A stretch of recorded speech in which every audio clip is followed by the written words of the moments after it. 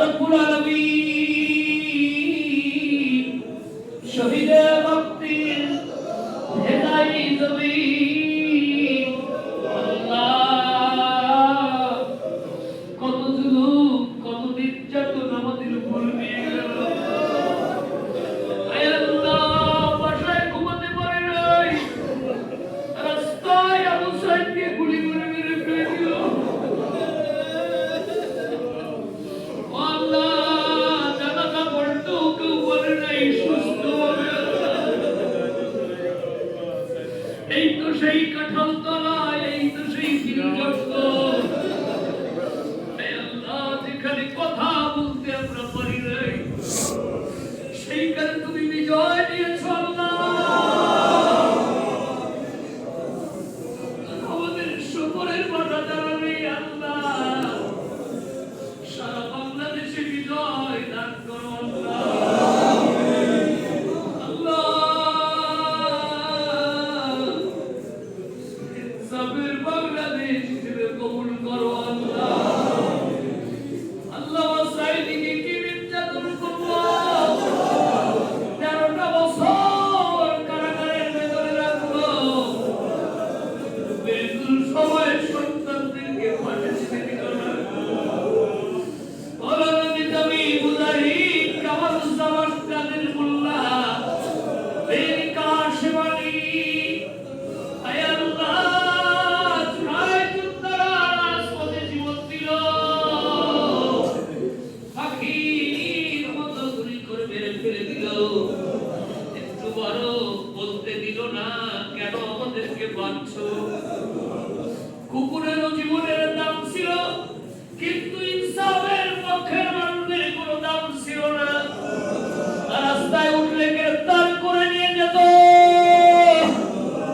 জেলখানায় বছরের পর বছর আটকায় রাখতো বাগেরহাটের হাটকে 5টা বছর জেলখানায় রাখলো পরিবারটা ভেঙে গেল ও আল্লাহ আজকে তোমার দরবারে হাত তুলেছি আল্লাহ সারা বাংলাদেশে এইরকম বিজয় তুমি দান করো আল্লাহ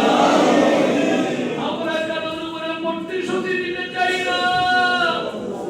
আমরা চাই এই বাংলাদেশ কোরআন দিয়ে চলো ইসলাম দিয়ে এই জমিন চলো আল্লাহ তুমি কবুল করে না আমি জবান কিভাবে সারাটা দিন রাত মিলে কি কষ্ট করবে ওই বৃদ্ধ মানুষ আর অপরেশনের মানুষ আল্লাহ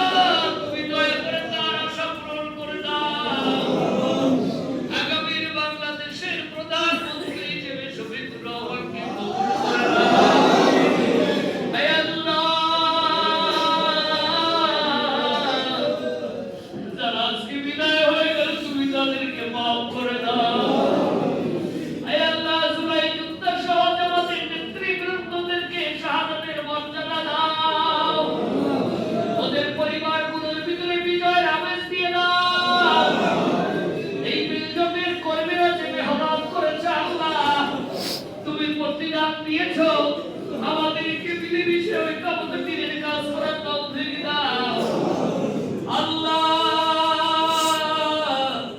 কি বলবো ভাষা হারায় ফেলেছি আল্লাহ আমরা যেন বিজয়ী হতে পারি আল্লাহ সংখ্যা গরিষ্ঠতা দিয়ে যেন সরকার গঠন করতে পারি তৌফিক দাও ইয়া আল্লাহ রাত ভর যেন শুনতে পারি 11 দলীয় জোট সরকার গঠন করেছে আল্লাহ তুমি কবুল করে নাও আমার ভাইদের ত্যাগ ও কুরবানি কবুল করে নাও